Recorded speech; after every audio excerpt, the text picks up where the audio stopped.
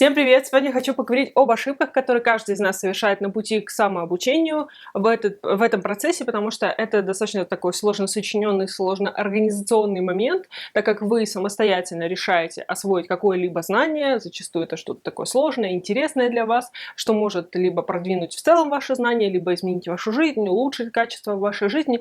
Ну, в общем, от этого процесса очень много чего зависит. И за счет того, что это такой самотечный процесс, мы совершаем очень много ошибок на пути к нему, но, зная свои ошибки, вы можете достаточно легко их исправить. И примерно 2 года назад выходило видео, оно не опровергает то, что я сейчас буду говорить, а только дополняет. И первая ошибка, которую я хочу озвучить, это слишком долгий поиск отправной точки. В недавнем видео я говорила, как это важно, как это нужно, потому что то, что первое как бы попадет в вашу голову относительно тех знаний, которые вы хотите получить, это будет база, на которой будут дальше наслаиваться ваши знания, а если база будет плохая, то и знания будут потом не очень хорошо ложиться, возможно, будут какие-то знания, какие-то мифы, легенды, в общем, не то, что вы хотите, поэтому очень важен первоисточник. Но очень многие за вот этим поиском того самого источника прячутся и не начинают сам процесс самообучения, потому что, да, это немножечко страшно, само самообучение, самообразование, потому что очень много неопределенностей, очень много ответственности, потому что только вы решаете, что вы будете поглощать, как вы это будете делать, как вы будете сами себя проверять, как вы будете это проявлять и так далее. В общем, ответственность лежит на нас, и нам немножечко страшно. И мы как бы говорим о том, что я еще просто не нашел того идеального учебника, идеального видео, идеального курса и так далее. То есть нас полностью поглощает весь этот процесс, и нам кажется, что вот пока не будет идеала, мы не начнем. Но на самом деле, да, это важно, первоисточник, это такая хорошая вещь, если вам попадется хороший источник, но все-таки в какой-то момент нужно начать. С чего-то да начните наконец-то. Следующий момент, о котором я хочу поговорить, это игнорирование наставника. Скажете вы, самообучение это же то, что мы делаем самостоятельно, но особенно в сложном деле есть уже люди, которые прошли определенный путь, они чего-либо достигли, они как бы, ну, уже достигли какой-то цели, которой, возможно, вы хотите. Вам очень нужно найти такого человека, чтобы на него опираться, чтобы увидеть его ошибки. То есть за счет наставника, пусть это не будет какая-то личная встреча, вы сможете очень много вещей перепрыгнуть, узнать, подстелить себе соломку, узнать какие-то ошибки, узнать какие-то вещи, которых, возможно, вообще нет в медиапространстве. Но этот человек за счет того, что он уже прогрыз себе этот путь, он уже знает, где какие подводные камни и так далее. И очень важно найти такого человека, потому что, опять-таки, повторюсь, это облегчит просто ваш путь. Это сделает ваш путь более легким, более быстрым, более качественным.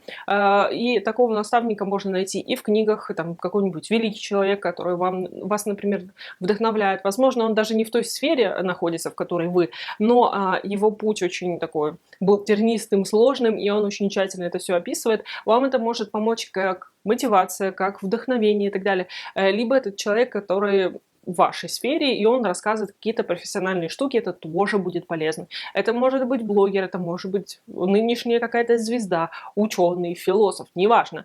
Это должен быть человек, который вдохновляет лично вас, который помогает вам пройти этот путь, пусть и не лично за ручку, но было бы, конечно, тоже хорошо, если бы лично за ручку. Но если такого невозможно, найдите какую-то просто фигуру, о которой вы можете очень много найти информации. Это поможет вам лучше и быстрее пройти весь этот путь. Следующая ошибка, мне кажется, достаточно распространенная, это быстрое затухание интереса и бросание вообще всего дела. Все дело в том, что когда мы становимся на путь самообучения, значит, в нашей жизни что-то такое появилось, что нас заинтересовало. Вот какая-то наука, какая-то книга, кто-то нам что-то рассказал, и мы такие: это интересно, надо в этом покопаться. Это что-то такое будоражащее наше сознание. То есть нам хочется больше и больше информации на этот счет получить, посмотреть, расширить свои знания. Но когда мы все-таки решаем, что вот я буду учиться, я буду этим так заниматься, я буду на это выделять время, первое время очень сложно, потому что это новая информация, в нашем мозге нету нейронных сетей, которые отвечают за эти новые знания, нам нужно их сформировать. Это сложно, нам становится немножко скучно, нас начинает косить, кривить, потому что это же надо сидеть, читать, что-то делать, поглощать информацию, нужно как-то себя проверять и так далее. Это такие сложные когнитивные процессы, которые мы должны пройти. Да, потом немножечко будет легче, потому что вы уже обретете базу знаний, и вы потом будете просто налепливать новую информацию, расширять. Это немножечко проще, потому что, повторюсь, нейронная сеть уже будет сформирована, вы будете только добавлять какие-то там нюансы, дополнения, расширения и так далее. Но вначале все достаточно сложно, очень медленно идет. Да, есть такая вот кривая, которая показывает, что вначале мы очень быстро достигаем какого-то результата, потом все медленнее и медленнее. Но вот до этого момента дожить, когда мы очень быстро все начинаем понимать, тоже нужно. И в этот момент очень быстро и очень много людей ломается. То есть нам кажется, что если нам что-то очень нравится, то есть то, что изначально нам понравилось, какая-то вот наука, какой-то навык, еще что-то, нам кажется, что вот такой весь будет процесс, нам все время будет хотеться, нам все время будет в кайф это все делать. Да, какое-то чувство удовлетворения, удовольствия должно присутствовать, но, скорее всего, на начальном этапе его будет очень мало, потому что, повторюсь, это будет сложный когнитивный процесс формирования нового знания либо нового навыка, который просто нужно пережить. То есть вам нужно дать себе время, немножечко потерпеть, и тогда уже наступит какое-то расслабление, понимание, вам уже будет легче и лучше. Но вот этот самый этап, его просто нужно пережить. Это нормальный процесс, который должен проходить каждый мозг, каждое тело, когда вы осваиваете что-то новое. И продолжая тему, когда вот мы учимся, когда в каком-то учебном заведении у нас есть предметы, у нас есть какие-то источники, нам их дают, мы пишем конспекты, мы подписываем свои конспекты, к какому предмету это относится, к другому и так далее. В общем, пишем какие-то работы. В принципе, мы формируем и организуем все свои записи. Но когда мы занимаемся самообучением, нам кажется, что а зачем это делать? Ну вот же источники, вот же все как бы вот под рукой, я уже типа все знаю и так далее. У нас есть много разных причин, почему мы этого не делаем. То есть мы никак не систематизируем все те источники, которые мы читаем. Если вы не пишете никакие заметки, как бы не пишете впечатления от тех книг, которые вы прочитали, которые внесли какой-то вклад в ваши знания, то вы потом просто это все теряете. То есть вы поглощаете информацию, вы вроде как ее перерабатываете. Если вы еще к ней и не возвращаетесь, то у вас остается примерно 10% от тех знаний, которые вы получили. То есть вы, по сути, просто потратили время.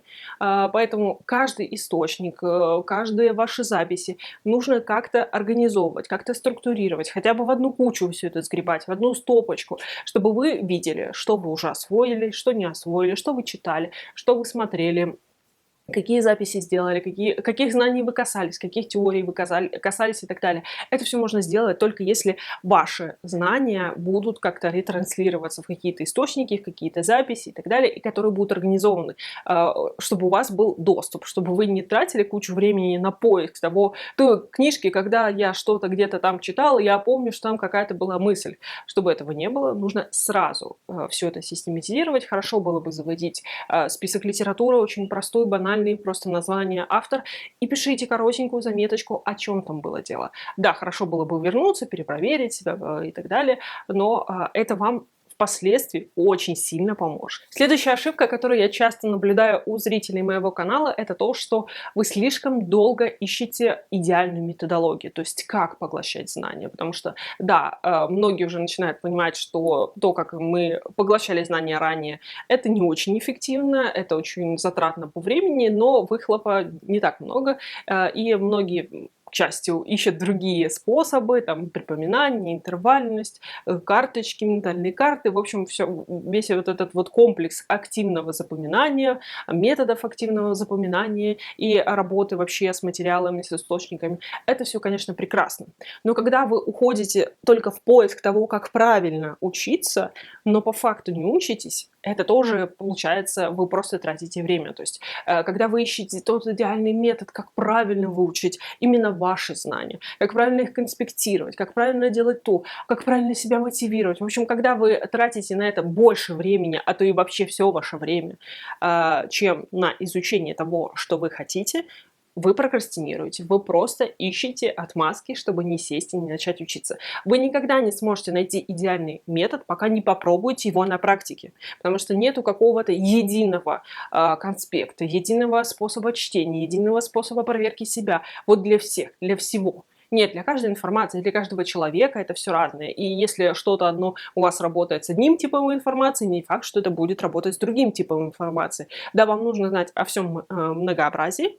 Это хорошо, это полезно, вы молодец, но нужно все применять на практике, все пробовать и выбирать, что конкретно для вас работает. Но, повторюсь, это можно узнать только если вы попробуете. Практически противоположной проблемой является то, что вы слишком уходите в теорию. Когда вы только поглощаете информацию, но ничего не делаете на практике, никак не применяете это все дело, потому что даже самую теоричную теорию можно применить на практике, можно рассказать, можно посмотреть другую вариацию, создать какой-то проект, написать какое-то сочинение на тему и так далее. Всегда можно найти практическое применение. А когда вы только в теории, только вот нагромождаете себе знаний, но ничего с ними не делаете, они остаются пустыми знаниями, плюс те знания, которые мы не используем, они теряются. То есть даже если вы очень много чего изучили, но никак не применили ни разу, ни в какой вариации, никак не синтезировали, никак не санализировали, не выдали какой-то свой продукт на основе тех знаний, которые вы получили, эти знания, к сожалению, со временем и очень быстро утеряются. То есть вы потратите просто свое время и ничего не получите. Да, какие-то знания останутся, но только самые базовые, то, к чему вы притрагивались чаще всего. То, что будет сверх, это все потеряется. Поэтому всегда нужно находить баланс между теорией и практикой. Да, теория важна, нужна, она вам помогает, она расширяет ваши знания, но закрепляет ваши знания только практика применения в жизни, в каких-либо вариациях, которых вы придумаете. Если вы еще будете вот думать о том, как это все применить, это тоже полезно. Это тоже, по сути, применение ваших знаний, поэтому любая ретрансляция знаний это уже хорошо, полезно, и не нужно про это забывать. И на этом все. Не забывайте, что каждый из нас ошибается. Главное осознать свою ошибку, сделать из нее выводы и идти дальше, исправляя ее, улучшая все свои знания. И да, процесс самообучения, он очень сложный, он очень немножечко непонятный, очень ответственный, но это должно быть всегда все в удовольствие. Получайте удовольствие от процесса обучения. Это дает вам очень много бонусов. Подписывайтесь, ставьте лайк и до следующих видео. Пока-пока.